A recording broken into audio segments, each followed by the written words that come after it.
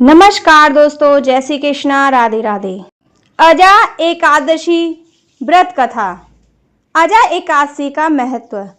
अर्जुन ने कहा, है पुंडरीकाक्ष, मैंने श्रावण शुक्ल एकादशी अर्थात पुत्रदा एकादशी का सविस्तार वर्णन सुना। अब आप कृपा करके मुझे भाद्रपद माह के कृष्ण पक्ष की एकादशी के विषय में भी बताइए। इस एकादशी का क्या नाम है तथा इसके व्रत का क्या विधान है? इसका व्रत करने से किस फल की प्राप्ति होती है? श्री कृष्ण ने कहा, है कुंती पुत्र, भाद्रपद मास के कृष्ण पक्ष की एकादशी को अजा एकादशी कहते हैं। इसका व्रत करने से सभी पाप नष्ट हो जाते हैं। इस लोक और परलोक में मदद करने वाली इस एकादशी व्रत के समान संसार में दूसरा कोई व्रत नहीं है। अजा एकादशी व्रत कथा। अब ध्यान पूर्वक इस एकादशी का महत्व श्रवण करो। पौराणिक काल में भगवान श्री राम के वंश में अयोध्या नगरी में एक चक्रवर्ती राजा हरिश्चंद्र नाम के एक राजा थे। राजा अपनी सत्य निष्ठा और ईमानदारी के लिए प्रसिद्ध थे। एक बार देवताओं ने इनकी परीक्षा लेने की योजना बनाई। राजा ने स्वप्न में देखा कि ऋषि विश्वामित्र को उन्होंने अपना राजपाट दान कर दिया है। सुबह विश्वामित्र वास्तव में उनके द्वार पर आकर कहने लगे, तुमने स्वप्ने में मुझे अपना राज्य दान कर दिया है। राजा ने सत्यनिष्ठ व्रत का पालन करते हुए संपूर्ण राज्य विश्वामित्र को सौंप दिया।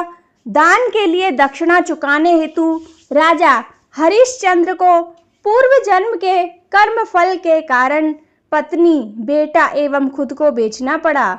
हरिश्चंद्र को एक डोम ने खरीद लिया जो शमशान भूमि में लोगों के दाह संस्कार का काम करता था। स्वयं वह एक चंडाल का दास बन गया। उसने उस चांडाल के यहाँ कफन लेने का काम किया, किंतु उसने इस आपत्ति के काम में भी सत्य का साथ नहीं छोड़ा। जब इसी प्रकार उसे कई वर्ष बीत गए तो उसे अपने इस बीच कर्म पर बड़ा दुख हुआ और वह इससे मुक्त होने का उपाय खोजने लगा।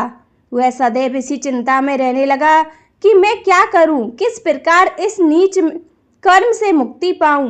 एक बार की बात है, वह इसी चिंता में बैठा था कि गौतम ऋषि उसके पास पहुंचे।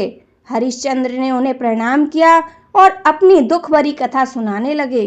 राजा हरिश्चंद्र की दुख भरी कहानी सुनकर महर्षि गौतम भी अत्यंत दुखी हुए और उन्होंने राजा से कहा, हे राजन, भादो माह के कृष्ण पक्ष की एकादशी का नाम अजा है। तुम उस एकादशी का विधान पूर्वक व्रत करो तथा रात्रि को जागरण करो, इससे तुम्हारे सभी पाप नष्ट हो जाएंगे। महर्षि गौतम इतना कहकर आलोप हो गए।